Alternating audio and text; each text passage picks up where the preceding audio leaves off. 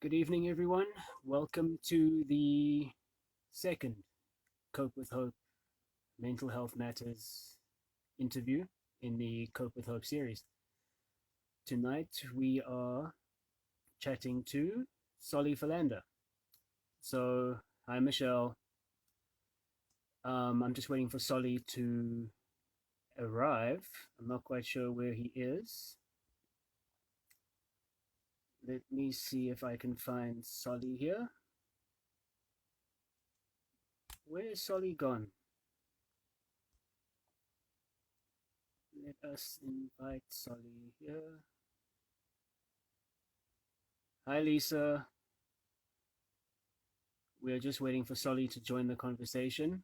Um, for those people who are wondering what happened to part two of Kia's interview, unfortunately, that will only be taking place next year. She's just way too busy, and there is no way I can fit her in between now and December. So, unfortunately, there is no way that that'll happen today. I'm just wondering where Mr. Soli is. I see I just waved at Soli. Souls, where are you?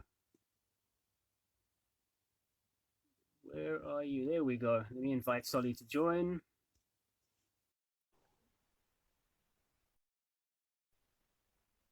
I know Soli's sitting there wondering, Dylan, what the hell are you doing?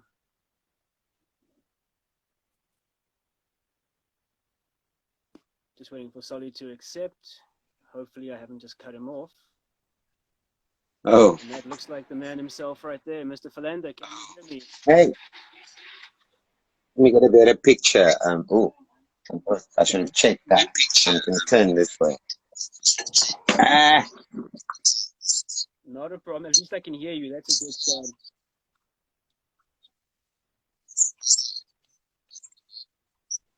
Are you good with that? yep, I think so. Souls, can you hear me? Yes, I can. I'm just doing a quick little sort of every freeze Perfect. every Okay. 2 second frame, but I'm good. Hey, yeah. Hey, Lisa. Hi, Lisa. Yeah, there's a bit of a delay on the sound, but hopefully you can still hear me. Yeah, I can hear you clearly. Yeah, Okay, perfect. Are you standing, by the way? I'm sitting Oh, on a okay, bar perfect, stool. perfect. Didn't. Oh, very. Let's Excuse see me. All how right. long I maintain my composure, my perfect posture. That's fine. I'm not too comfortable either, so don't worry about it. All right. So, also, firstly, thank you for taking part in this. I really do appreciate it. It's good to have you on board. As you know, What? discussion around mental health, very, very, very important.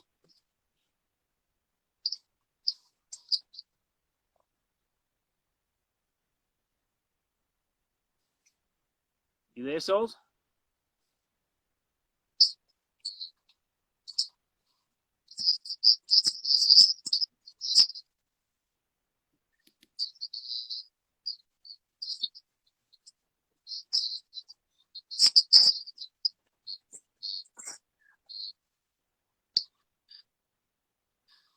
I don't.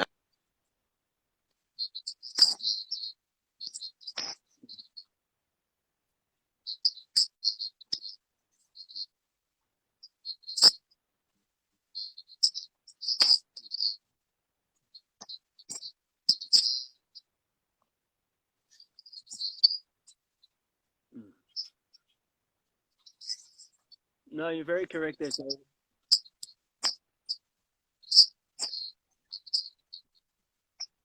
No, true, and let's just put that out there that you and I are not trained professionals by any means, so nobody needs to really follow our advice or tips or anything that we're going to be putting out there. We're just having a very open and honest discussion about what mental health is and how it affects us.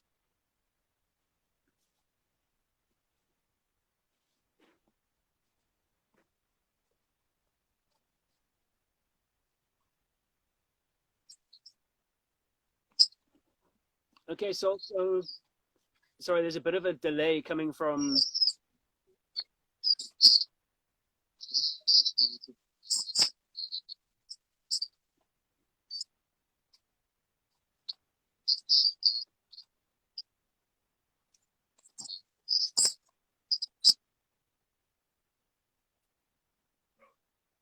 Hey, Souls, your visuals are freezing.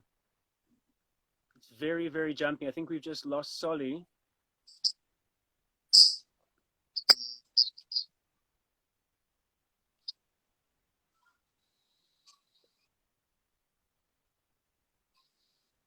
Souls, I can't hear you or see you anymore. Yeah, Lisa's saying the network not so good.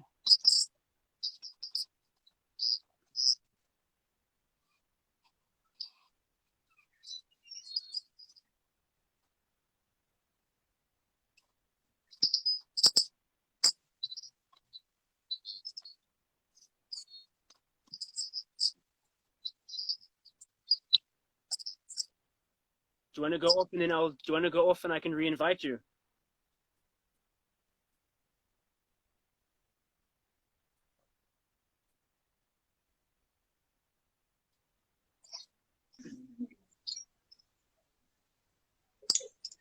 There we go. Yeah, you can see now? I can see now, yeah. Slight sound delay, but much, much better. Definitely much better. It really is on this side as well, yeah. Good. So we cool? Yeah, I think so. Perfect. I can actually see myself in the reflection of your spectacles, so that looks beautiful. I can too. I can too, yeah. Okay, so a lot of these questions that I've got lined up, some of them are from me, some of them are from the Cope with Hope followers on social media, Twitter, Instagram, and Facebook. So if you're good to go, then let's get started. I'm certainly, and I also want to say though, shout out to all the Cope with Hope supporters. I think this is such crucially incredibly important work that you're doing, and the willingness to be part of conversations like this and to be honest and open during conversations like this, I think, has an immense value across the board. So well done to everybody. There's people that are crying out for help; they just don't know if they can. So this platform shows them, hi Trish, it shows them that it's safe to do so. It's a safe space. So hopefully we can make a difference. Yeah. All right. Right. So we might as well start right back in the beginning, the early career, the early life of Mr. Philander. What were your early years like? Where did you grow up? Where did you live? I grew up in Elsis River, which is just, this side of that whole Belleville area. And, it was under apartheid. I was born in 61. So literally just as we became a republic, a couple of months before that. So I was born in the Union. And with all the specifics that go with that, for someone born in Elsis, classified like I was racially, and also put into the context, in a gender context. Yeah. All those things I was less of a challenge to me than I think they could have been for most people because of the of my blessing. I was blessed to have a grandmother who from day one affirmed for me that I was different and that I looked at things differently, and that was not only okay, but on some level preferred. It was a weird position for a woman of her background. She had no formal qualifications whatsoever, never went to school for one day. Wow. She also came to Cape Town as the kind of key figure in her familial line up until that point in her personal development and the development of her family, her immediate family. Okay. So she came to Cape Town with 2 children, and she came and she lived on Cape Town Station in the toilets. Is where she cleaned the kids. Wow, really? She used to sleep on the station until she found a job, and then from then on, kind of worked herself into a position where by the time she died, she had 3 grown self-sufficient children and many grandchildren, and had accomplished quite an extraordinary thing, which was cement some kind of line here in Cape Town from a single woman, because my grandfather spent a long time in prison for a law. There is contradiction in the family about why, and but she manifests our line here. There's, and it's not a huge line. It's a little line, Small line. but it's a very definite line, and it's very definitely influenced by her mission, which was in some way a realization of what she believed in faith was God's purpose for her. Within all of that, I somehow attained the distinction of being that grandchild who did everything for her. She was in my care. Though she was raising me, I also cared for her without that sense, without the sense of it being that. That was just what I did because I lived with my gran, and she loved me, and so I just loved her back. But she did create this sense in me, and I remember as a smaller child believing it to be that my real father, because I didn't live with my father, I lived with my grandmother, and my mother's input was that of a single mother, so she was almost like a father. Yeah. And that my real father, whom I knew lived a couple of suburbs away from me, but that was not where I met. My real father would come, because my real father was somewhere immensely, he was a realized man somewhere. He had achieved the pinnacle of whatever it is you need to achieve in a certain sphere of life. And as a child, that constituted being a king. My father was a king somewhere.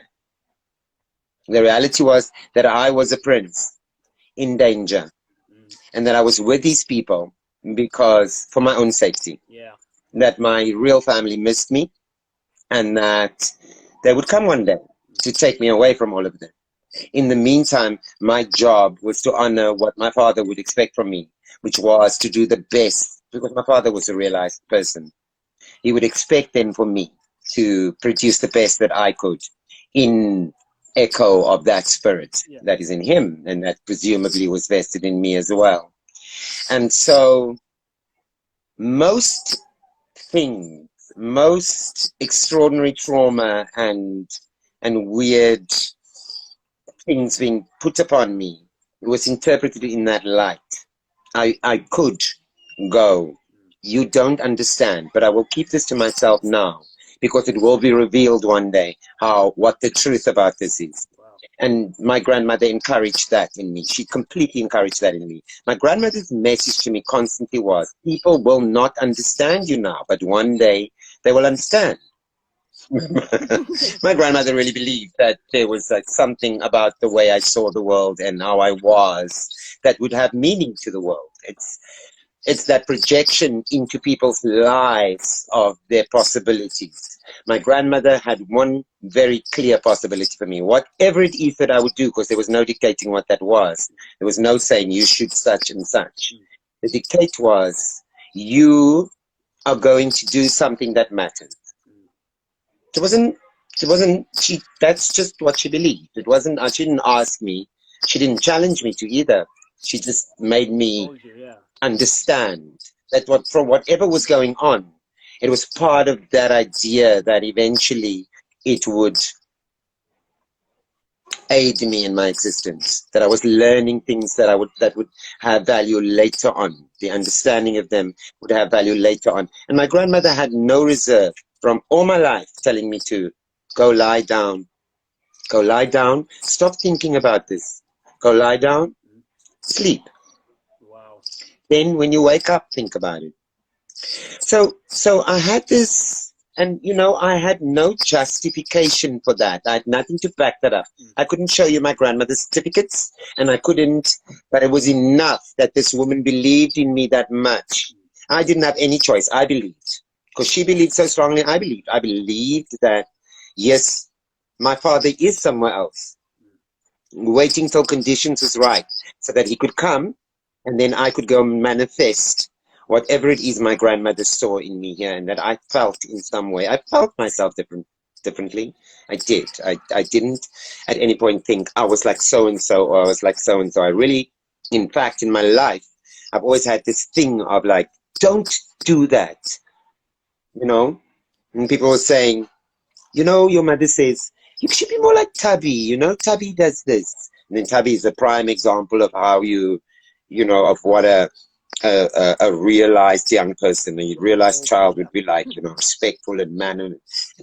study and do all these things, conform really amazingly. And you know, those challenges were there for me, but I had my grandmother always saying to me, "You're different. They're not going to understand it now. But hang on to that. Go lie down. Go, why don't you go lie down? Stop thinking about this. Go lie down. It will all make sense." That actually, So my childhood was filled with this activation of possibility the whole time, about my bigger existence the whole time, within an environment where everything was being kept from me, where I was being held back, where I was being told, "You're not worthy. You're not good enough. It's not for you." This woman just constantly affirmed how that wasn't true, that in fact the complete opposite was, that you were being held back from realizing something glorious about yourself. Not something I had to learn, not something I had to study, not something I had to go and do, something that just needed to be allowed to be. So that when my grandmother went, "It is important that you study. Come, I'm going to walk with you. We're going to go find your bursary. You will study. You will study." That's what we did. We went go knocking on doors and go and find someone to support us so that I could study. Because it was important for her that I'd be exposed to things. I'd be exposed to the things in the world that made her world smaller. She never studied. That was always a something. That leads me into my next question that we actually received. And just firstly, thank you to everyone who's joining. I see we've got some people joining us, and the hearts are just flowing here, Souls. The hearts are just coming through. Was it a close-knit family? Was your family a close-knit one, or was there a lot of division? Was it primarily just you and your grandmother? It's an interesting thing, because I got from a very early age also a good understanding about how there's distinctions and that exists within families, where the parameters are drawn for this group, when it's the family is a bigger group, when the family is just, you know, all those different manifestations. Because my family was very, I nearly said broken up, but that would not be true. My family was very diverse like that. So we had a lot of we had a lot of engagement across, and a lot of membership across religious lines, across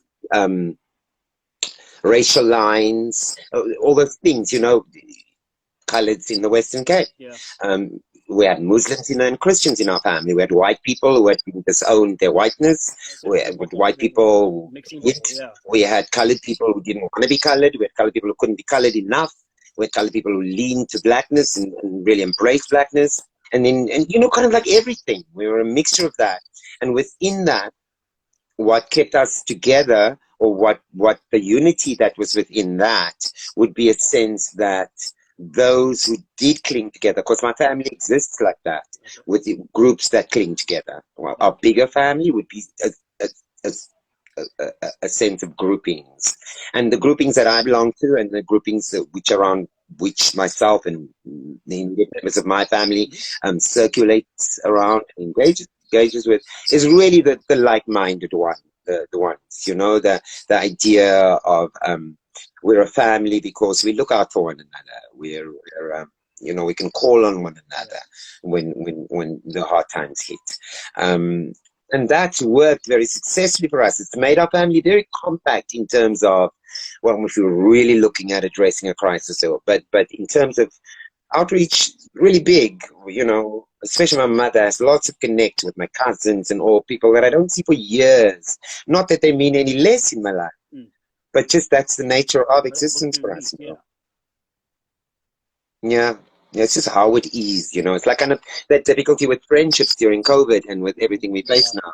It's I cannot tell you how many of my friends are horrendously upset with me. They are horribly upset with me, and it's I understand it, but it's also kind of really tough when clearly we are all struggling with not being overwhelmed, with you know, really fashioning a way through all of this and maintaining some kind of handle on our sanity.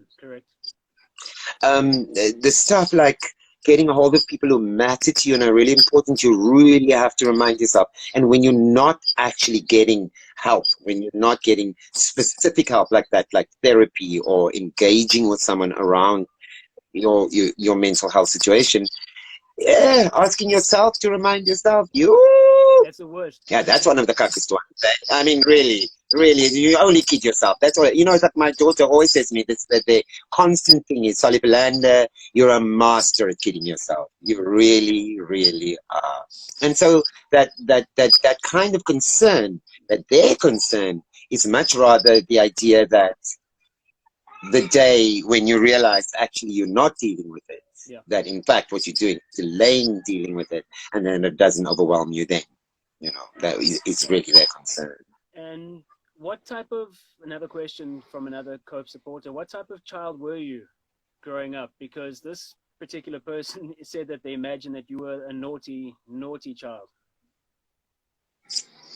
Someone once described me as a mercurial person, Okay. and I was a mercurial child. I could scream and argue. I was probably one of the best screamer and arguers in a game, because that's how we played games. If you could shout really loud and really bring your damn point across and really take your stand and really fight for the rules and all of that, then you featured. Then people listened, and I could do that. Well, you're lucky. I could fight for the rules. And people say now you have an obsession with justice and fairness. I just don't. I'm just living who I am. It's like when I was a kid. If that was the rule, that's the damn rule. You don't get to change the rule just because it doesn't benefit you now. No. And especially when the rule benefits me, don't now kind of change the rule. So I was really good at fighting those things and being really present in an environment, a child environment. I was completely different in an adult environment. I was quiet. That whole change. I didn't speak out of my turn. I could sit in adult conversation without them noticing. Really? Didn't speak out of my turn. I knew how you behaved. I don't know how. But I just knew how you behaved around adults. And Souls? But it's always my thing. Sorry, Lisa says that her daughter's just like that. Yes, no, exactly. Yeah. It's the and there's this thing about wanting to go, oh, this child is an indigo child. This child is this child. That's just a child. Yeah. And that's just a child manifesting what is going to eventually be their gift, the realization of those things that instinctively show about how you approach situations, what you take from situations. Now you deal with resolving things so that it means something positive for you going forward. And we tend to want to do that to our children, want to go, nope, how you were going to deal with this is actually not what we're talking about here. This is about how I'm dealing with it. Correct. It's just crazy, because the kids going to have to deal with it eventually on their own. Yeah, so but that was me, and in church, I knew how to behave in church, but I also knew how to behave around the galley with the people hanging out or telling a story. I had an instinctive understanding of how much I needed to do. I really did. I was in situations where I can remind you, I can remember what I felt. I really felt like a performer. I didn't know then that's what performance felt like, but when I felt like I have to make this choice. I can agree with this now, and then this will go like this. Or I actually have to take a stand here and go, no, my parents don't think that's appropriate for me. My grand would never let me do something like that. And stand with that. I don't know. Like I knew these things. I knew it. It's what I always say. It's I didn't have the reserve of not believing my grandmother. I believed everything she told me. And I got lucky. Because everything she told me was true. She wasn't bullshitting me. Things for me and for life. And again, that seems to gravitate back again to your grandmother, showing you that closeness that you guys had. It was really, I always say, Dylan, and it's something that I knew when she was alive, when I was a kid, while it was happening. I was always, when it happened, and in my life, I've always felt this blessedness about how this woman loved me. Just, that was it. That's what I got. That unconditional love. I got that from the universe. I got to be loved like that. It's just, and I think don't know. Souls, I got lucky. I think that's what's missing today is that type of love. I don't think, I'm going to agree with you. 153 million, 90, 45, I 73%. think if every family Really. was blessed with the type of love that you just explained, I think a lot of people would be much better off than what they are right now. I honestly do. No, absolutely. It's that idea of being loved because I see the better you. Mm. I love the better you in you. And because I love that, I'm prepared to deal with the shitty you. I really am prepared to work with you on moving that shitty you out of the way so we can get to that lekker you. Both.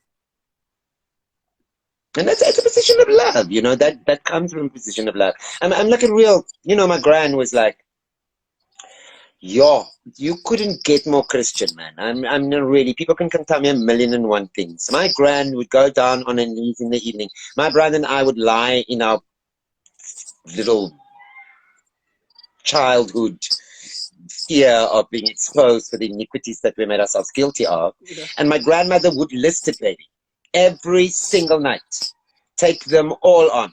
Good Lord, now I'm praying for this one and that one. This one who doesn't do this. This one who doesn't. My daughter who doesn't do. My cousin, die buurvrou hier langs aan, the one to come into their hearts, Lord. Come into their hearts. The politicians, Lord. The murderers in the prison, Lord.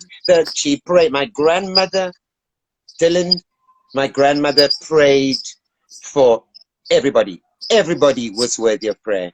Wow. Murderers, rapists, It didn't matter where thieves, alles. My grandmother prayed for them loudly on her knees every night. Wow. My grandmother really believed in the power of love. She did. She really did. It's why I'm a love junkie. You scratch me hard enough, you punch me hard enough, at some point you can hear. Because I do it for love. I believe completely, totally, without any reserve in the power of love. I do. And my struggle for self actualization is the idea that I love myself enough to be who I am, to manifest what I believe is good for my life and the lives of those that I come into contact with. Not from some study, not from some, but from direct lived experience. Because that's what counts. You can statistic me, you can report me, you can study me. At the end of the day, it's the lived experience. It's the one. That's the one. That's what happened. Wow. So as you mentioned that your grandmother went door to door with regards to that bursary, looking for a bursary. What type of student were you at school? I'm actually curious to know. I was the worst possible student. I'm going to tell you why. Because I was actually quite, I was quite a little star in class. I thought you were going to say that. I was quite a little star in class. But neutrally, then I would call myself the worst student ever because I could bullshit like a star. I got it. I got it really early. They say, write a dingese about the coat hanging in the hallway. Write an essay about that. Yeah. I just instinctively knew you had to describe the hallway, you had to describe the mood, you had to describe what you imagined, and you had to, and it was no problem for me to refer that immediately to an environment that I knew. Oh, but even here at school, if it wasn't in my personal existence, like we didn't have a passage, we didn't have a capstok, we didn't have a guy wearing a coat. There was no dad's coat, or this is not my reality. Didn't let that stop me. I imagined one, and then I described it. And then they would just go, whoa. I would listen in class and they would describe World War II and then they'd say, this happened and that happened. Now, I could not give you dates. I couldn't, when I regurgitated, I couldn't give you dates. Because dates you must have to study. Yeah. You had to go, during 1910 was the, boom, there's no one, you have to find little markers to help you. But the gist of it, the idea that out of Austria came this idea into Germany of nationalism, of this idea of kind of going, well, we're better than you, that's why we can do with you what we like. And the concepts of it, the bigger concepts, then I understood. All you had to do was show that you understood that. You understood the bigger concept. Doesn't matter what language you use. It must just be clear that you understood the bigger concepts, then you're through. I tried to explain that to my school friends who would just look at me like, are you okay? But that's what I did. And then I had an affinity for things. Like I had great recall. I could literally close my eye and think, think, what did that damn teacher say? I know it was that day. We were talking about this, and he said, what? What did he say? And it would come to me. So I could recall stuff like that. I could get through school without having to sit in my room and study. I could do my homework in the morning quickly before going to school. I could arrive at school and quickly do my homework and then go into the class. You know, all that kind of stuff. So I was clever, I was bright, and I could play the system. And that's what I did. I played the system all my school career. So I've got a question. And I did well. Yeah, I did work, you know, where it fell, you could tell where it fell short was with maths, because you can't do that with maths. No, you have to get it.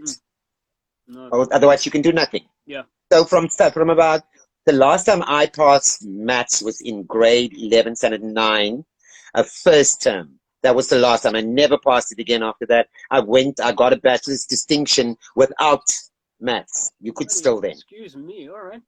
And then no. And so, I mean, until today, my grasp of maths is very sketchy. Very sketchy. You can easily con me with figures. Yeah. But that's also why I don't have that overarching respect for figures, that idea that because the figures say this, it is so.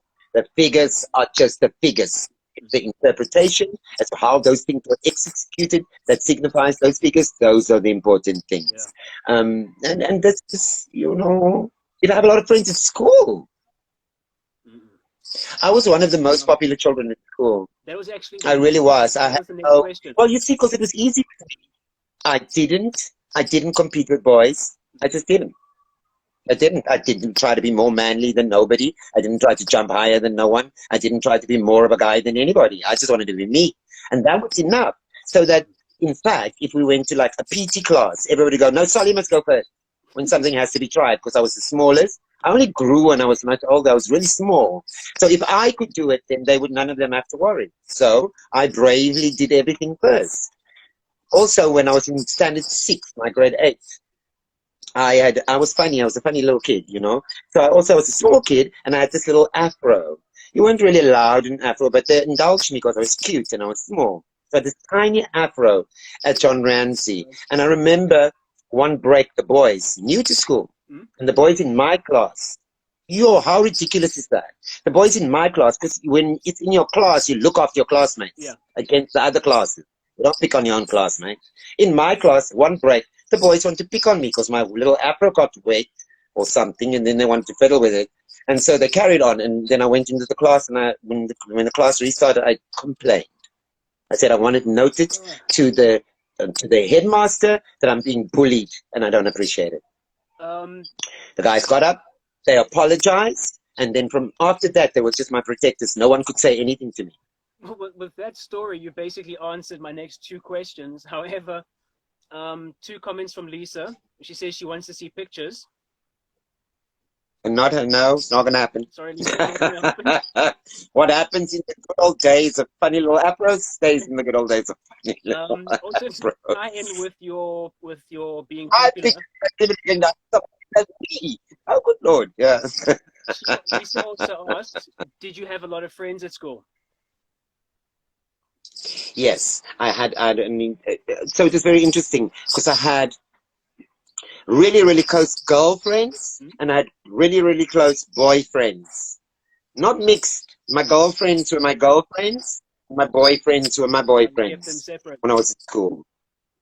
Definite separation off, but a lot of always envy from my boyfriends about my easy access to girls.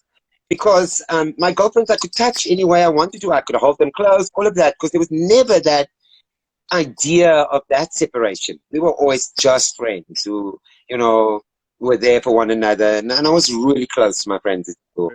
Really, really. And then in later years in high school, I had some really, really close friends.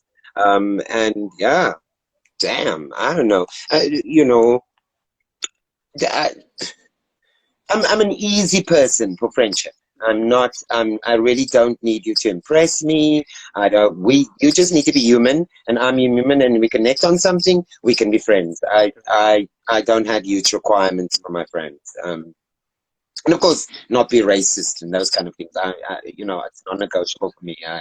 We had to tolerate and indulge racism for so long in this country that I really don't have the. I just don't have the stomach for it. away from here, you know. Souls, Yeah. the hearts are still coming through for your story. We've got Michelle, who said it's absolutely No, lovely thank hearing your you. story. Michelle is so lovely No, to no, no. speak to. I'm blessed. I really am. I can't state it enough. I was blessed by a realized woman, at a time when that was the last thing women should be. Yeah. I was blessed with that. Yeah. Um, just to flip the switch a bit, Souls, do you remember in your childhood when you first encountered depression or mental health issues? I think, you know, in my early childhood, it would be difficult for me to say. When I was very young, I had a sexual experience with a boy, who was also very young. Mm-hmm. And I don't really even think it was a sexual experience. It manifests as a sexual experience, but I think it was much more an idea of that there was an awakening of a weird sort of thing about difference, about both for myself and for him. I think it wasn't born out of an idea of who am I as a gender. It was much more just kids going, oh my goodness, look at this. And it was after, and I can directly track it to that. It was after that that I would find periods of feeling. My grandmother, we lived in Elsie's River. I grew up in Elsie's River. Ek praat van 'n ouma van die Elsies. That my entire reality is my grandmother in Elsie's. But yeah, it was after that, after something that I was exposed to something which I didn't know what to do with. I didn't even know that that was an issue or that one should be thinking about those kind of things. But after that, I had a stronger sense of this idea that I was different. Really? And because it was not that I didn't find little girls attractive, other little girls, or that I didn't think about, I wonder if I married one day and doing all those things and had kids and all those kind of things. I was doing what other kids were doing. But it was almost like someone had marked something somewhere. Just like and every now and again, I would suddenly have a moment where I would feel like, I don't know what's going on. I don't really know what's going on. That feeling. And why I raised that is because later in my life, when I was doing my grade 10, and I had been involved in a car accident. I got terribly knocked by a car, and interestingly enough, because I was looking out for my younger brother, the car hit me.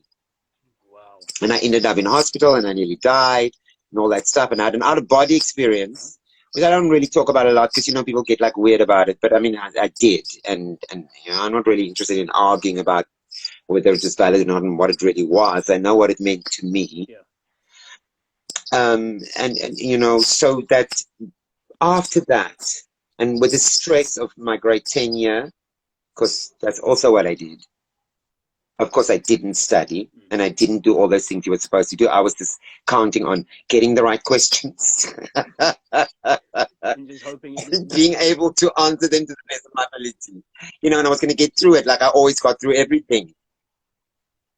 Well, I didn't realize that it was building on my psyche, that it was putting a pressure on me, that I was probably by then already suffering from anxiety, that I probably had quite a few panic attacks by then without realizing that that's what they were. And then I got full-blown epilepsy. I went down to the tap one day to go get water for the house, and I was carried up by someone who lived in the shacks across the road, who had luckily seen something happen, and I'd fallen face down into the water. You know, there's always a pool of water that forms at the communal tap. I'd fallen face down, and I was busy drowning because I was having a fit. Anyway, he rescued me, and he took me home. So that then became my life for a while. I'm an epileptic, and I would have these attacks that I, of course, couldn't predict, except by knowing, oh my God, I'm feeling a certain way. It's about to go down. Sometimes so on top of the thing that I couldn't even warn anybody. I would just, sometimes my gran would look at me and go, okay, get back, everybody, you come here, or, you know, lie down, or she would spot it coming. it went into that sort of thing. And that went on for about the better part of a year, just over a year. And then my grand decided, well, let's see what what the medical people say. Is it just going to be like this forever, or can we do something about it?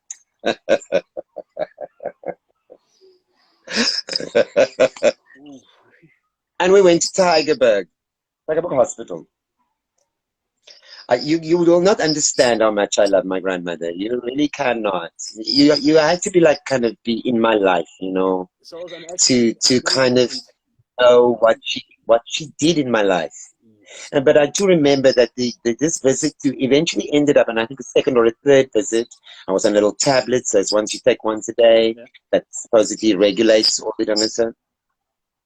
And so I was going to go see the specialist. So they're going to see if they can do something for this thing, or whether I was going to spend the rest of my life like this. Dylan, I'm not pleased. I don't advocate anybody does any of what is about to follow.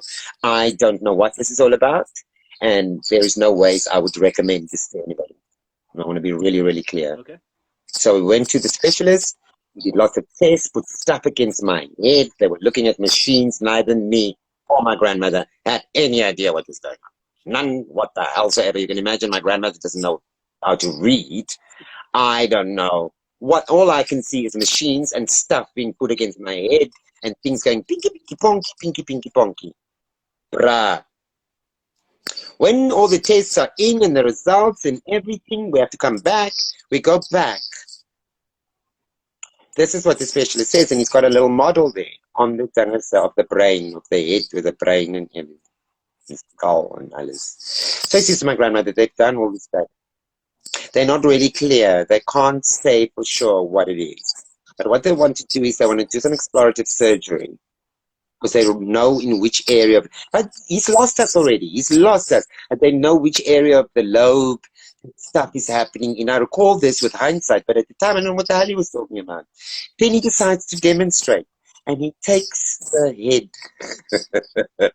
and he lifts the skull up like this, with the brain sitting in it like that. So he says to my grandmother, as we're sitting there looking at this man, I'm sorry, this white man sitting across us from the desk, that we didn't really know. He was a medical professional. And he said, we just lift it. It's really not complicated. We make an incision here, and then we just lift this whole section. And he did. He lifted the whole section up. There was a brain in there. And he says, we're going to do this with the brain, and we do this, and I don't know what we check for. I'd stop listening. I promise you. I'd stop listening. I don't know what you were saying. What do we check for? My grandmother wasn't saying a word. Then he closed the head. And then he said, okay, so that, and now we just have to determine when they're going to do this operation. And my grandmother's an extraordinarily calm woman. Wow, bruh. No, really. And under pressure, my grandmother was one of the calmest people. That calm, that scares you a little bit. Yeah. My grandmother was supremely calm next to me. So I knew something was going down. So she said to the medical professional, doctor, fantastic. We're going to go home and plan and we're going to get back to you. My grandmother didn't say a word to me. I was jabbering. I was like, because it was in my head. I thought you're going to do that to me. And so I was just tapping all the way home. Yeah, I was just still bus all the way on the bus. Then my grand said nothing. We got home. We walked into the house. She said, come here. Now you listen to me. And she took my tablets out because she had it in the bag. Because she had to take it with the consultation. And then she said to me, what am I going to do now? I'm going to take these tablets and I'm going to throw them away. And I'm going to pray for you now. I'm going to pray that God sorts this for you. And let me tell you something. If you ever get sick again, you see what I do to you. Because it's going to show me you don't believe in God. So she threw the tablets away. And did you get sick? And then she prayed.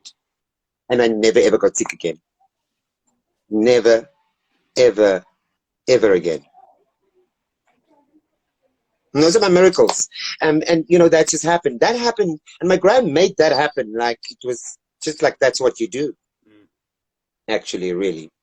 And that she really was just listening to the doctors to see if they had a better option, one that maybe involves something more concrete that you could say, take these tablets and it will stop. Yeah, No, then she gave it to her God. as Stop opposed to this. cutting your skull open and ripping everything back. I cannot. Every time I think about it, to this very day, I want to pee myself with laughter. Like my grand, I was you're laughing. telling her you're going to take her grandchild and cut open his head and lift the bloody. Pull the bloody thing back. But it was not, it was not the last time in my life I was to have that experience with exploratory surgery. I got really sick in the 90s. Two children by then. No, I lied. It was the time before we even had children. But I was with Tony and Tony, my ex, Yeah. and I got really, really sick, and I ended up in hospital. And a doctor came and stood above me and said, "We don't really know what's wrong, so we want to do some explorative surgery." Use exactly the same words. Again. But you know what the kicker was? It was but you know what the kicker was? I looked at this, and for the first time I looked at his name. You know what his name was? No. Dr. William Butcher. Dr. William Butcher. Now, I don't know about you, Dylan, but there is no ways you are bringing a knife anywhere near me. If your surname is Butcher, that's just who I am. I'm sorry. I'm not going to take my finger and poke life in the eye and say, "Yeah, you're showing me this is Butcher, but it's not going to be like that." I don't take those chances. No, We refuse. I said to Tony, "Sorry, I'm not having a Butcher or anyone else touch me." That's a sign from the universe that's not supposed to happen. no, We go. that's everyone sending you a sign. No. Butcher, not a damn Butcher. chance. Not a chance in hell. No. No.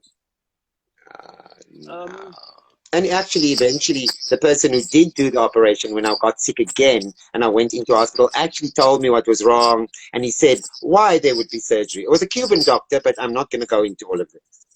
One of the Cuban... Yeah. Every time the Cuban doctors come up, I just have to shut up because, a Cuban doctor actually fixed me. Yeah, no, we've been there. In a state hospital. We've had that conversation. Yep. So you mentioned, you mentioned that was grade 10. You started feeling a bit different. No, that was grade 10. Yes. What difference? Then, so you know what, but the really crappy thing was that it escalated all my desire to try those different things that I felt. So actually, from being a model student to grade 8, because even though I didn't study in all those things, I attended classes, I was there for lectures and all those kind of things. From grade 9, did I discover the art of bunking, of, send me the homework so I can do it, all that stuff. I became really, my maths teacher, Mr. Noel, was a beautiful, beautiful man. And who really believed, with all his heart, he said to me every single time, it's because you don't want to. You don't get maths because you don't think it's worth the effort. It's easier for you to go, I don't get this, because you don't want to push your brain there. I would just be like, if you say so, sir. But he was like, that man listening in class, he would go, sure, Philander, really? Like that. He was just, I think in grade 11 and 12, he was like, it's really sad to see this, Philander. It's really sad to see you just give up on trying. I really think he thought that I did. So it's between grade 10 and this point now. What would you say is the one difference between depression then and depression now? Is there a difference in the times?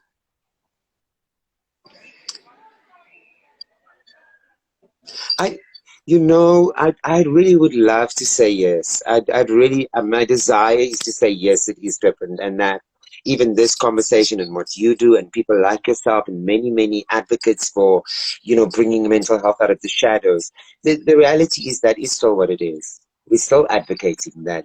Let's talk. Let's bring it out of the shadows. Let's do this. And we should have been doing this 20 years ago, but even longer.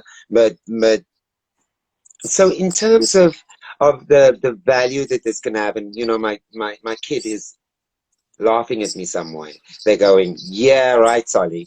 But in terms of the value of this, of what things like therapy and diagnosed depression and a considered program or a way of approaching it, or like, having a goal orientated kind of dealing with it, we can only benefit everybody, the country, communities, individuals. I'd be so bold as to say it really is what the world needs right now. Really. Because it leads to self-reflection. It leads to examining motivation and the quality of desire and the quality of the solution and resolve, and the true meaning of all these things and the manifestation of those things and working towards those things. And that's such a, as you well know, for an individual already such a complicated and such a layered thing to be engaged in. If you can imagine the struggle then for communities and groups. Yeah. But it is my belief that it's where the world needs to go. My fear of missing out is that I somehow have contrived to never have the time, to never just being able to commit to doing this for yourself. Yeah.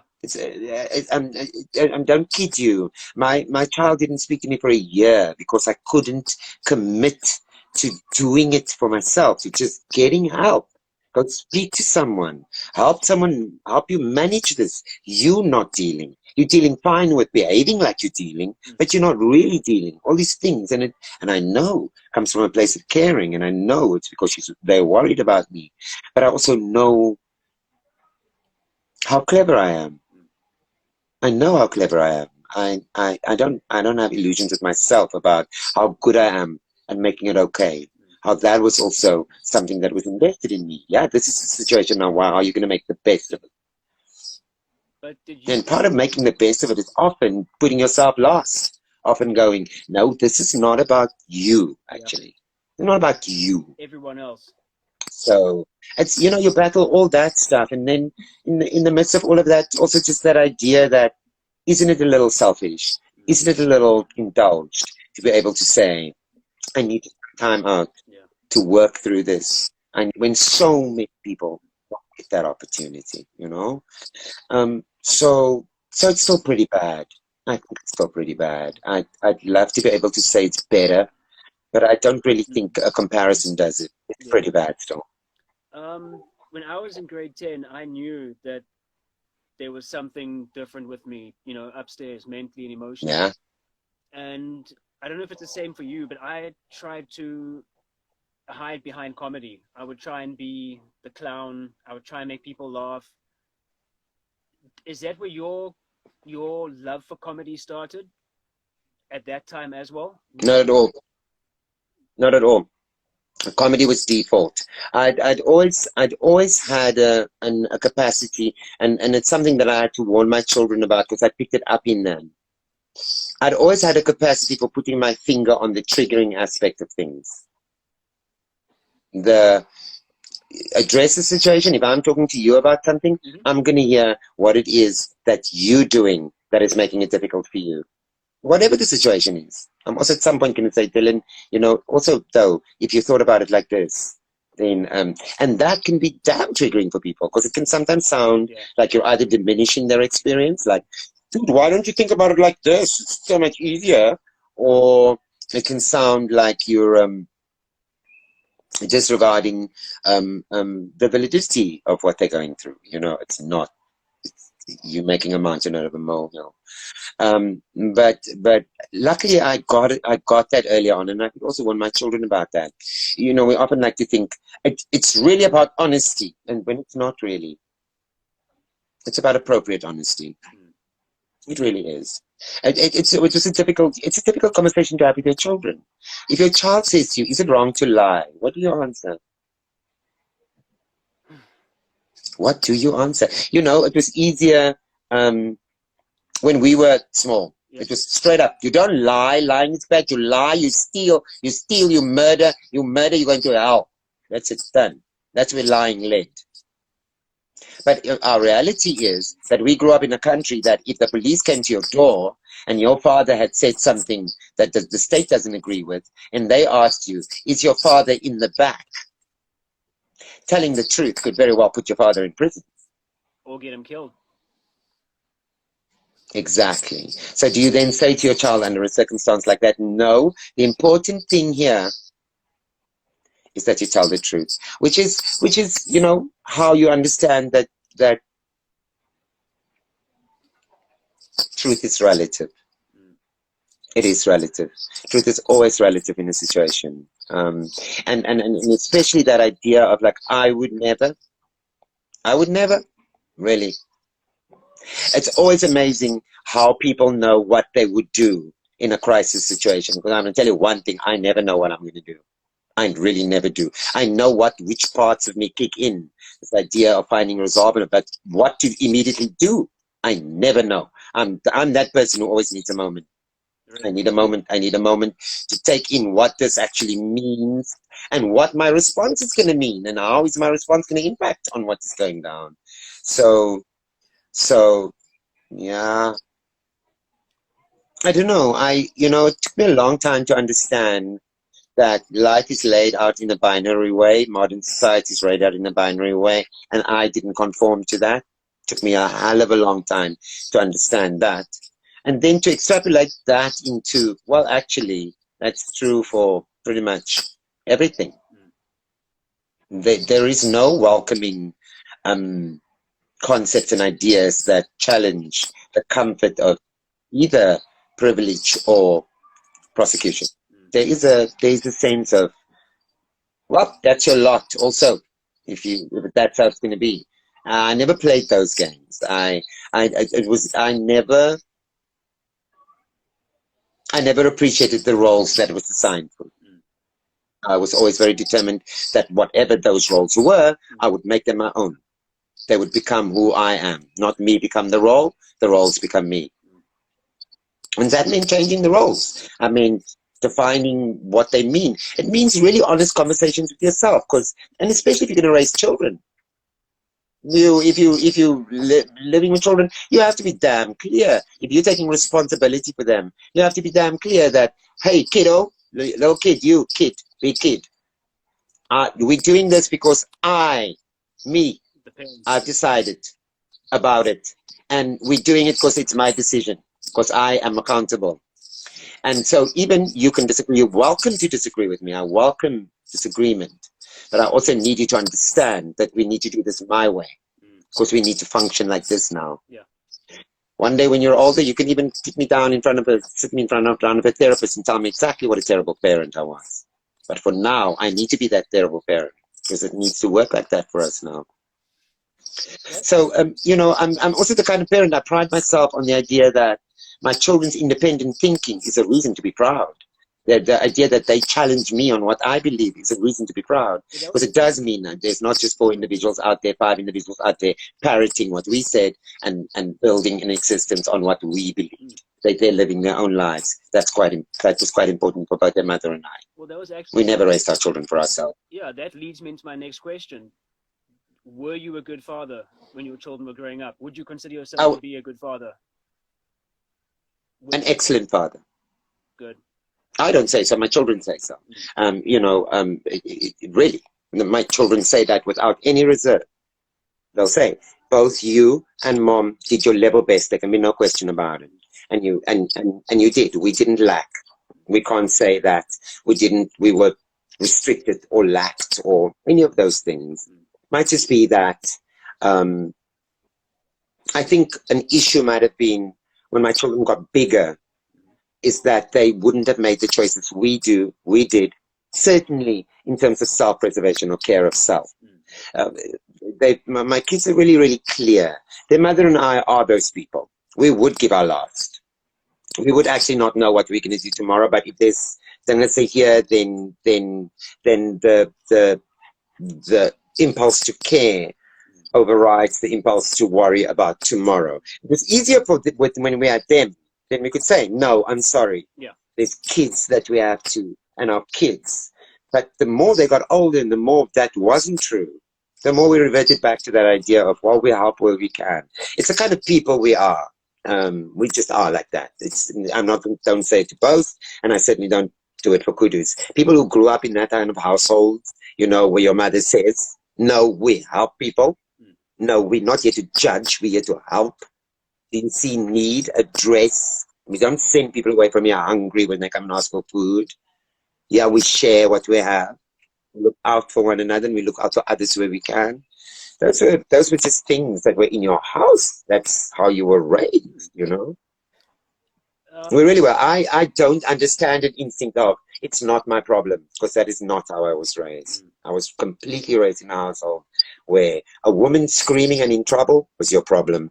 A kid hungry, being abused, any of the things, that was your problem. I was, no, it's not my problem, it's your problem. Sol's got another question here. You were mentioning the roles that you were playing growing up. Yeah. Do you remember your very first stage production that you ever did?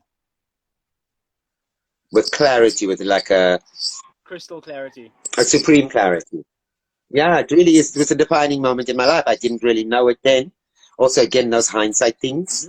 But I was in the school production. We had just moved from Kensington to Elsie's River.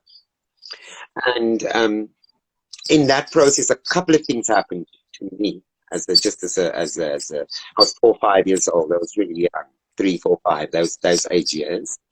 And we'd moved from Kensington into Elsie's River. And Elsie's River was the crime capital of South Africa. And we moved into a Sinkolkie there. And a couple of things happened. One was my mother asserted her authority in the area. The gang came and they were trying to intimidate us, and my mother challenged the leader, who backed down. And so, that was that. And then the Anglican Church wouldn't baptize me because my mother wasn't married. So there was that. So my gran left Anglican Church, the church that she loved all her life, and listened to the English service every Saturday morning. So her English was very sketchy. And, father this and father that, sick people, Father Dean and Father that, could never talk about them enough. Left the church because they wouldn't baptize me. She joined the Algemene Geloof Zendingskerk, General Apostolic Faith Mission, Suwestori Church. Now this river stands in the main road. And the first time I was on stage was there. And I played, and no, not off 9th Avenue. Michelle, it's near the Pemarama, Balvini, Daikan.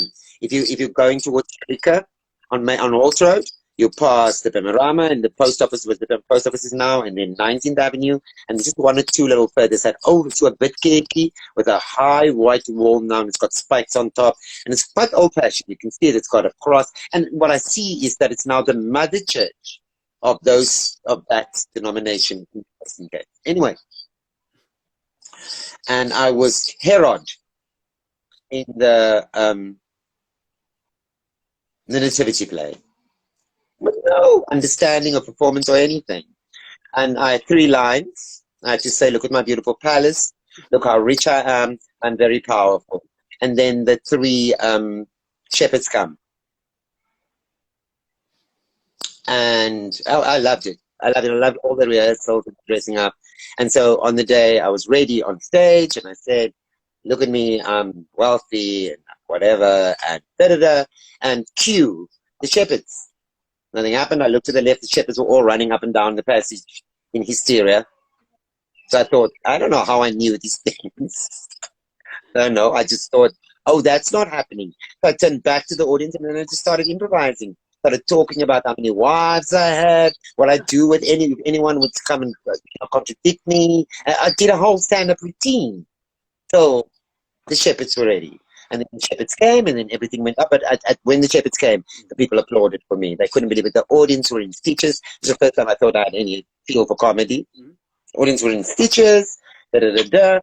It was the high moment of the whole thing. I'll see you later, Lily. It was a high moment of the whole thing. And yeah, and then that was over, and then I never thought about a performance again till I was in high school.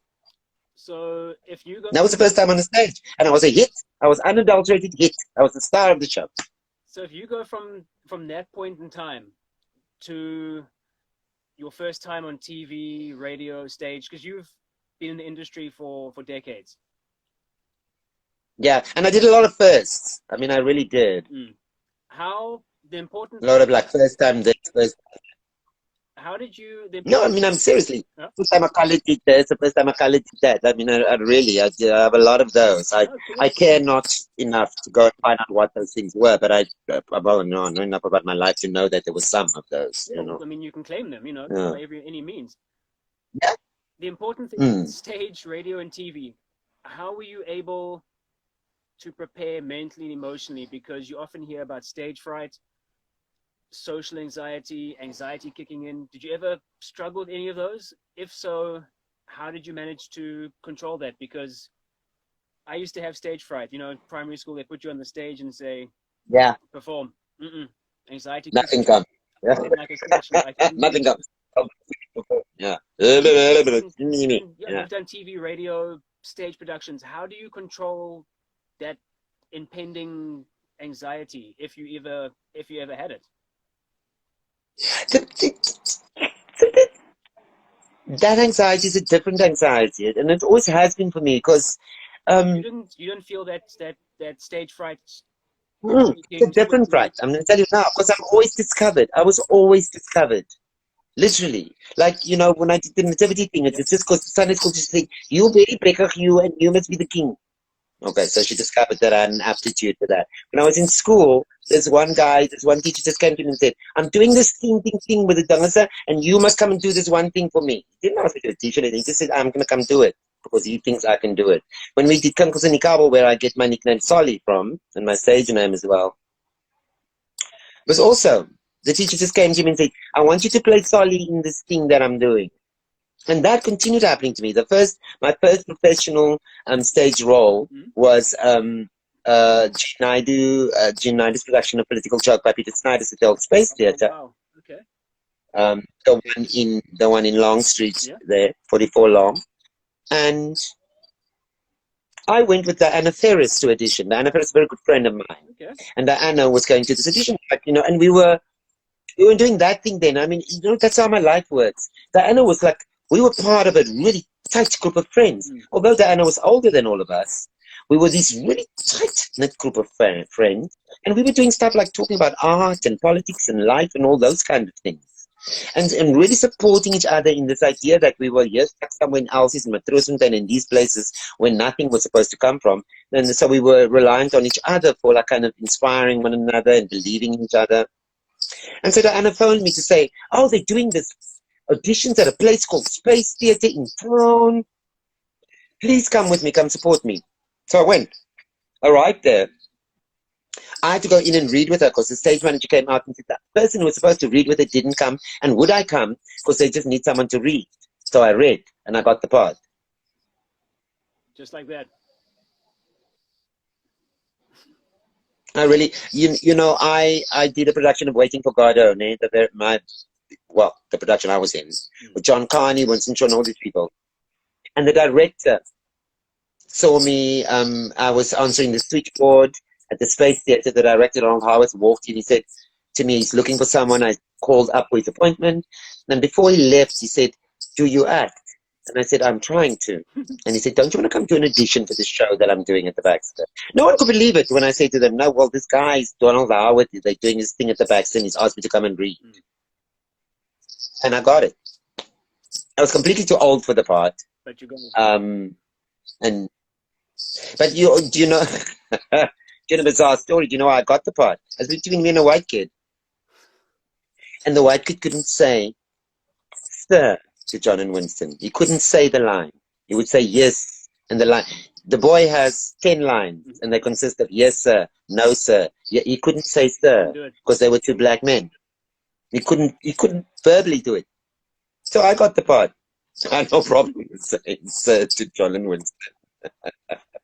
No, so anyway, but that thing took me all over the world, and the funny thing was, also the notices I would get notices everywhere we go. People would like talk about the boys' performance, which is also an unheard thing because it's really, and then people would talk about this quality that I had, and how I brought something on stage with me and this other thing about me. So there was always, Dylan, I never called myself a comedian until people started calling me comedian. Media and critics and things, comedian, Soli Philander. So I was Or like, was it always actor first? oh, okay. I was always just an actor. Yeah. Well, never such thing as just an actor, but that's what I always was. That was my love. That's what I wanted to do. I wanted to act. And so when I was doing radio, that was just out of born out of a thing of that. I used to listen to the radio, lie behind my granny's back, listen at night to all the 1,000,001 radio things, first thing in the morning, radio. So radio is really not like work to me. Radio is like, A hobby. I don't know. It's like a holiday. It's like a time. It's like another world. It is where I'm someone else, someone who's talking to all these people and engaging and creating some kind of sense of a reality. That is relatable. So Speaking of reality, you've carved out this fantastic decades-long career for yourself. Was there any point in time where you struggled to differentiate between Soli Philander, the stage performer, and Soli Philander, the family man? Were there two different people? no, never. I never had those things because it was really clear. I mean, the thing about also, and that is very hard for people to understand, is that I was very happily married. I really had one of the great marriages. And our communication was just Tony and mine, just supreme. I mean, we were an incredible team. We really backed each other up. We really were there for one another. We really had similar goal about our children. We were really on board with what we were doing, and there was a lot of joy in our marriage, a lot of satisfaction, a lot of joy, a lot of meaning. People speak to me now, and people talk about, would you be with somebody again? Would you make those? The stark reality is that Tony was the relationship of my life. Whether something will happen to me in my life again that will top that, or boom, really, that is for the fates to decide. But as I am conscious and breathing and coherent, that's the relationship of my life, in terms of that kind of commitment, that share my life with you commitment. That's been one. So it was hell of a fulfilling, and I have to be really, really clear. I didn't leave my wife because of something she did, and I didn't leave my wife because of something I did. I left my wife because of something that happened in this self-realization, in this constant. It is my life. Self-actualization has always been my thing. I've always wanted to be best Soli that I can be. That's who I am. I want to be the best me. I don't need people to agree with me. I don't need people to approve of me. Agreement and approval have been shown to be such shaky, tricky motivators. I do this because I want my life to have meaning to me as well. To me, that when I face whatever it is I face when this ends, that I do that with the knowledge that, yeah, I did what moved me, and I effected an idea even of change about the things that I thought it was imperative, and that I valued and was grateful for all that I got. And I got a lot. I got your Dylan, I had a blessed life, and by no means do I want to say, I want to be really clear about this. I've had some cock happen in my life that I wish on nobody. Nobody. But I would be lying. I would be a fake and a cheat and a con if I didn't admit how much I've gotten so far, just for my own. I feel myself a very successful person. I really am. I'm useless. Don't ask me about measurement of success in terms of achievement, visible achievement. It rests for me in when I honestly judge myself, But you see, when I look in the mirror very early in the morning and there's no one, only me to answer. Me I'm to answer and glad, me to answer too. yeah. Then it matters to me who I am. No, It does then. I'm And glad then I'm you, okay with who I am. I'm glad you mentioned. I'm quite satisfied with who I am. No, I'm Yeah. glad you mentioned about you and Tony, because the media just completely spun that around Oh and God. threw that shit It behind you. doesn't even bear talking about what the media did. So and I mean for me the only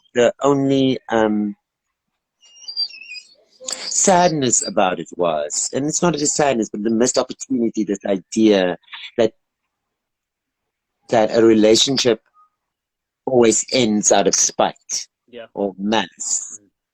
That not because it has grown to the space or it's moved to the space where it isn't that ideal thing that it used to be, and there's unnecessary hurt and pain creeping in to something that is supposed to be about growth and affirmation and togetherness, that you start going, do I normalize what starts to feel like a separation here, a parting of agreement? Do I normalize that and say it's okay? Do I shrug it off and make like it doesn't really matter when it does?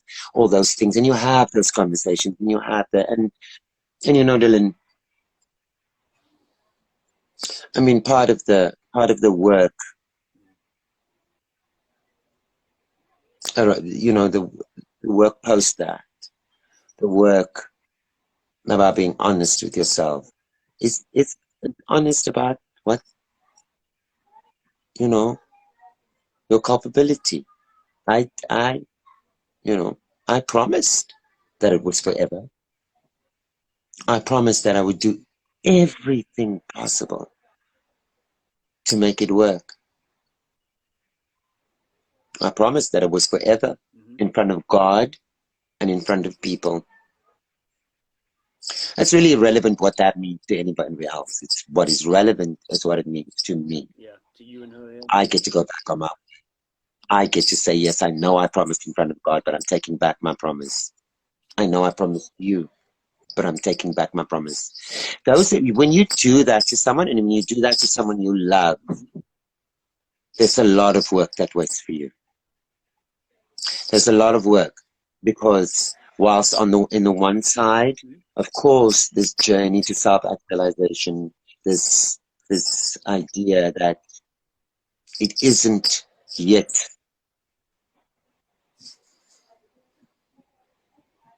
It's hard when that means going back on your word and hurting people that you love. And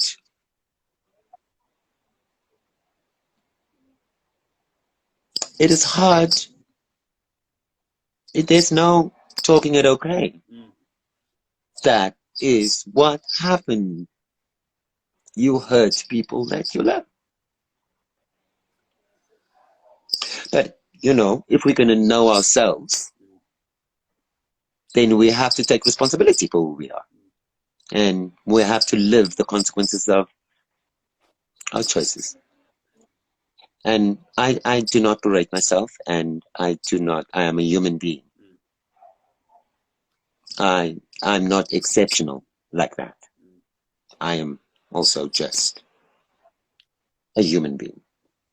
And I will get it wrong.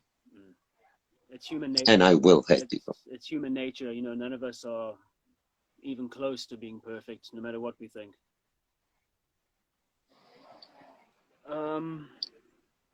Sols, when I saw you last month, we were talking about when marriages end. Mentally and emotionally, people often lose themselves. And they lose themselves when they come out of a marriage. They've been married for 10, 20, 30 years, whatever it may be. They've always been part of a team. It's always been husband, wife, man, woman.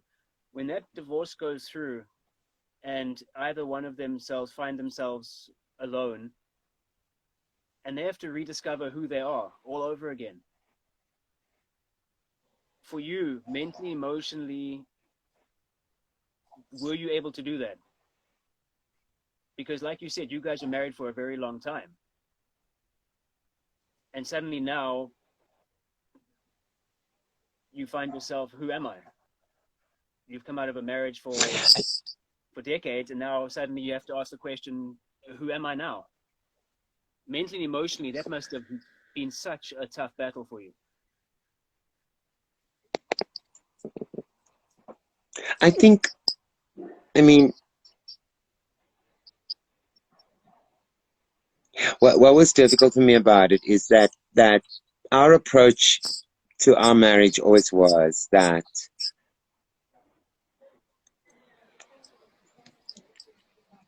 that's who we were, you know?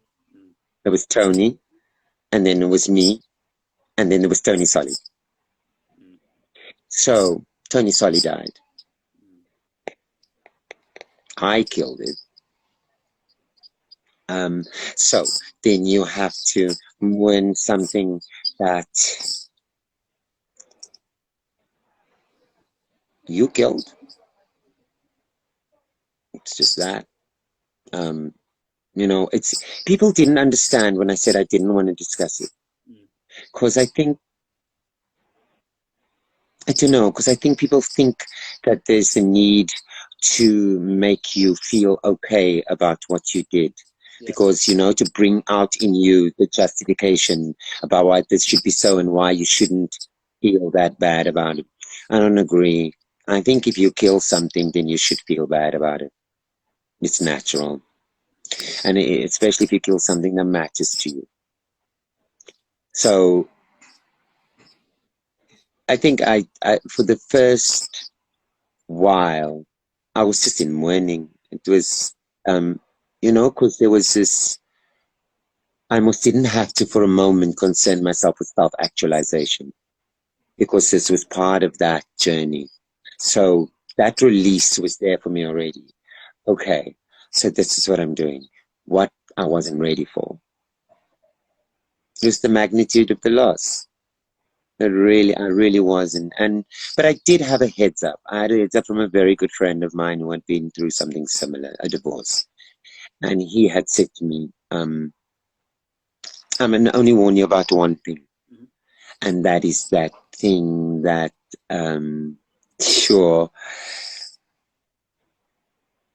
that makes you go, I made a mistake. I must go back.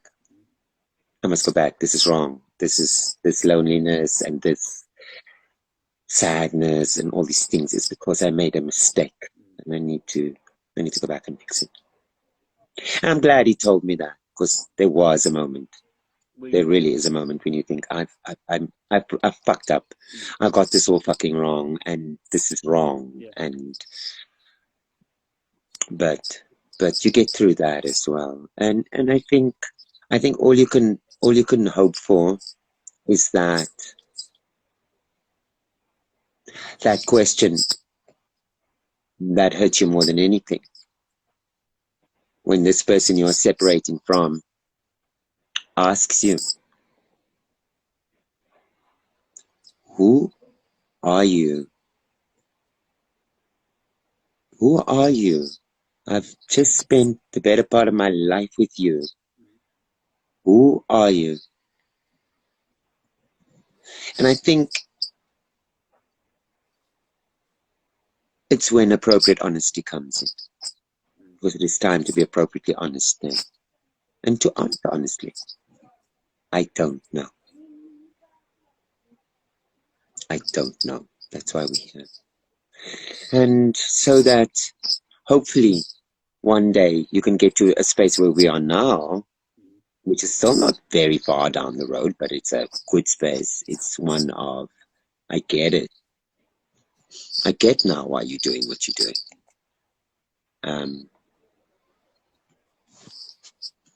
In that uncanny way that people that you care really greatly about and care greatly about you gets it so like that. So you know the things they play out because then of course you're confronted with all these attitudes. 1,000,001 people telling you why your marriage failed. Because your marriage failed, remember? It failed. You are a divorcee. You got divorced. You were bad at something. You were bad at something big. So the world takes it upon themselves to just contextualize it for you all the time. All the time. When it's all right to be over it, why it's actually not really your fault, why 1,000,001 things. And it doesn't matter, honest to God, how many times you say, I don't want to discuss it. It's really bizarre, because I think this is probably one of the first times I've so openly, publicly spoken about this to anybody. To anybody. I speak openly like this to Tony, and I speak to my children as openly as I possibly can. But anyone outside of that circle, I don't really, because my sense is that, firstly, I'm telling you about something that you can have absolutely no insight into. If you don't actually know the people involved, and you haven't been through the stuff that I've been with them, then there isn't really a point in me telling you about it or asking you for advice or what you would do in a situation like this, because you don't know a situation like this and you don't know the people engaged in. So I chose that as an option of not discussing it with everyone. You can ask all my friends. I just did not discuss it with you all. And I sat in my room and I sat in my head and I thought, how do we get through this? How do I get out the other side with just those people knowing how much I love them, all of them. Right?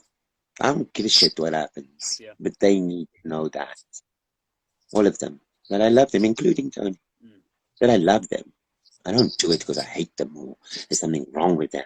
Or no, I do. I love them all very much. Well, Souls, you know that I really appreciate you actually sharing that story.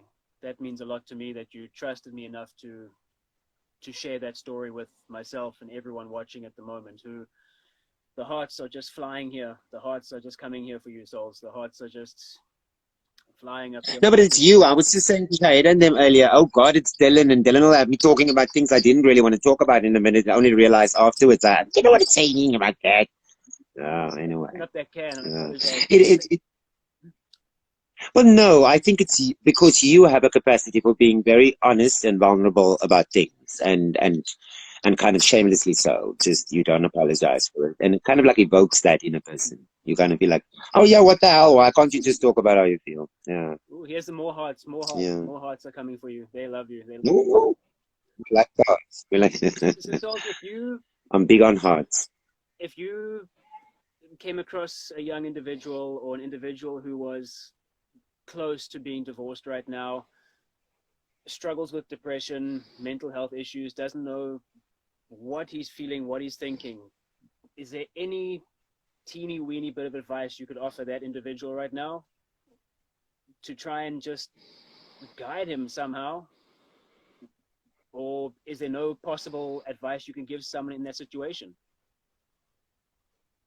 It's a funny thing, you know, Dylan. What's happened to me a lot is that, and I don't know how, but without pointing to anyone, I've had, since I've left Tony, and since, you know, the end of my marriage, cannot tell you the amount of men specifically, who have out of the blue reached out to me and asked my advice on different aspects of it. And I really, in myself, I must say my best advice has been to just listen to them. They actually know what they want. They know what advice they want. I just listen. I try and listen without judgment. I try not to judge their partners, and I'm always very clear. It's impossible for me to say why or what about your partner because I don't know them. I'm listening to your version of the story. And I can only comment on what your behavior signifies to me. And so I talk openly with them about what similar situations might mean to me, with always the reminder that your situation is unique. What's happening with you and that person, that's you and that person. No matter what anyone says, that happens. It goes down the way the two of you makes it go down. So my advice is always to kind of say that if people came into your life and they have left something positive in your life. Doesn't matter how it's turned out eventually. Might just help you approach it with that thing in mind, that presumably the time we get to spend with people and the length of that time is when that we get to get from them what we need from them, and they get from us what they need from us. And that if we're honest and open, if we're all like mature enough, if we're not all selfishly just one for ourselves, you're mine, and you make me feel like this, and I get to know this with you, and then that's just me, nobody else. But that we instead focus on the idea that how lucky we are to get that. Yeah. And so many people don't. Then I think if that should change, if that should take on other dimensions, it makes us more open to that. It allows for that. Really, it's impossible to describe the levels and layers and intensities that Tony and my relationship have been through over the years. You know, we spent more than 33 years together, 33, 34 years in a committed relationship. And what that has meant, I would not be the person I am now. I really would. There is just no way. There is really just no ways. My career wouldn't be what it is now. No ways. But I don't have any illusions about that. Yeah, I got the talent, but the realizing it and bringing all those things out, nah, never have done it without Tony. I really wouldn't have. I don't say it as like a blowing smoke up anyone's ass. I'm telling you, I was there. And you know, Tony had the kind of belief in me that my grandmother had, unquestioning. I really didn't believe there wasn't something I couldn't do. Her thing was always, don't do that. Nah, you don't need to do that. You don't do anything you want to do. So yeah, man, I'm lucky. I was loved. I still am. By a very extraordinary woman, and you know, we committed to something together, and we made something of that. So, and maybe our lives aren't now what people say they're supposed to be, or how it's supposed to reflect. But you know what? I bet you if you asked Tony, she'd do it again. I would. I promised to keep you for just an hour. I see it's already an hour and a half. Yeah. Don't talk nonsense. Serious, it's 8:30. Yo. So like we said, there will be, we just want people to know there will be a part 2 of this. We are headed towards depression, anxiety. We are headed towards some hardcore questions coming up in part 2, which hopefully we can do next week. Okay. Just one more question. You said that you felt the same love from Tony that you got from your gran. Did you see a lot of your grandmother in Tony? You know what I saw a lot in Tony of? Because I actually don't think she was like my grandmother at all. My grandmother was more, my grandmother really, I suppose, you know, I mean, it depends on the various phases. I knew my grandmother also, of course, in phases of her life. But no, I never looked at it like that. Tony had a real, if I can imagine, Tony loved my grandmother through me. So, you know, I had a complicated relationship with my mother, which I shared with Tony very intensely. And my love for my grandmother, I arrived with, you know, like as the first thing. Because so much of my identity and my existence is tied up with hers. And she just loved my grandmother because I existed. And my grandmother was always so kind and so good and so amazing to me. She loved my grand for that. She never had to meet my grandmother for that. But actually, Tony's a lot like me. Really? Oh, to put that. She's a lot like me. We're very similar. We feel very similar about a lot of things. We're politically very aligned in how we think about politics. We have the same attitude to material possession. We look for very similar things in friends. We really like similar kind of music. We We both love board games, chess. We love word games. We like to chat. We like to. We have we have a lot in common, Tony and I. We really did. I mean, I think that's kind of what made our togetherness so inevitable. You know, we got together under apartheid. Yeah. And I think it was just inevitable because right from the moment we met, we just clicked. We just got one another. And yeah. And never look back. Really. Never looked back. Yeah. You can ask people about that. I mean, you know, people were really horrendously shocked when some people, other people were horrendously kind of like, yeah, well, I can tell you that 20 years ago. Because, you know, people have those kind of takes on things. And you know, often with things like gender and sexuality, because you know, it's everyone's understanding that I went into this marriage as a heterosexual male. Like, so what the hell's going on now?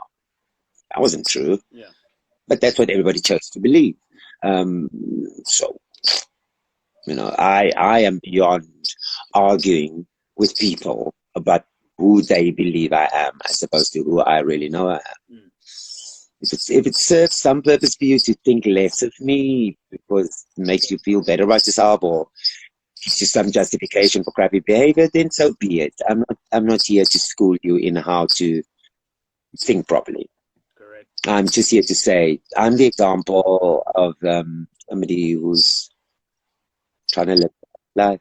And when I say that, I really don't mean have a fancy house and a great car and, you know, drink champagne. I mean that one where you have very little regrets and you're missing nothing and you're not wishing for more time because there were still all these things you wanted to do. And I had one more chance to tell the people that you love them. That, you know, that you never forgot about them. I want to do all those things.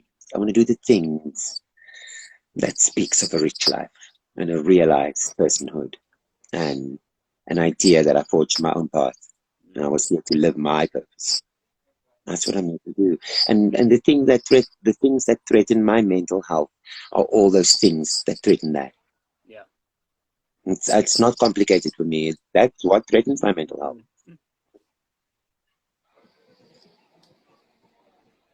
Yeah. Souls, I want to thank you for taking the time to talk to me this evening. I really hope that the same people can tune in again next week to catch part 2 because we've got some hard hitting questions coming. We're going to delve straight into the mental health, the anxiety, the role that society plays, social media. So we've got some very, very good and important questions that were submitted by people that are going to be discussed, and I can't wait. But I thank you for being so open. I'm looking forward to it. And being so honest with everyone this evening. I really cannot thank you enough. It's really my pleasure. And as soon as you know what we're going to do about everything, then you're going to tell me now. Yeah, that is going to be discussed next week. That falls under what triggers your mental health.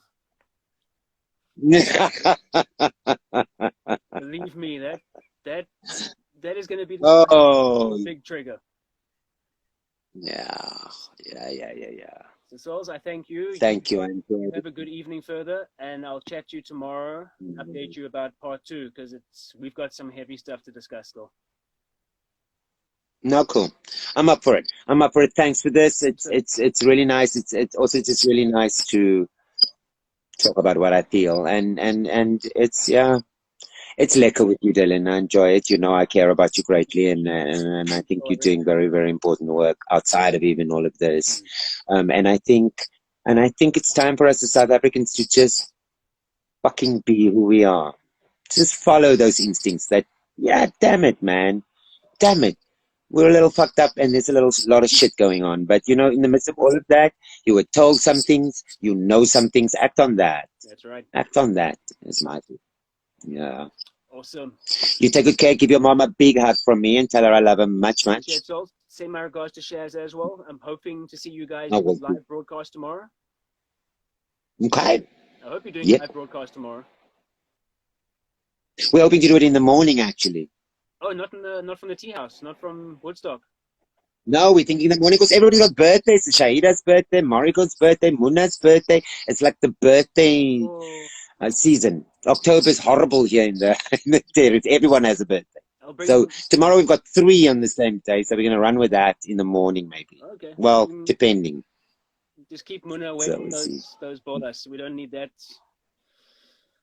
You're rude. No, thank you. Okay, Souls, brother, And thank I'm you going to so tell her you much. said that. I am going to tell her. I had to throw it in there. I'm sorry. I know she'll shout at me tomorrow, but I couldn't resist. Tell her. Tell her. There's another trigger. Souls, thank you. You enjoy your evening. Thank you to everyone who tuned in. You too, man. Awesome. See you guys next week. Looking Thanks forward to it. everybody for watching.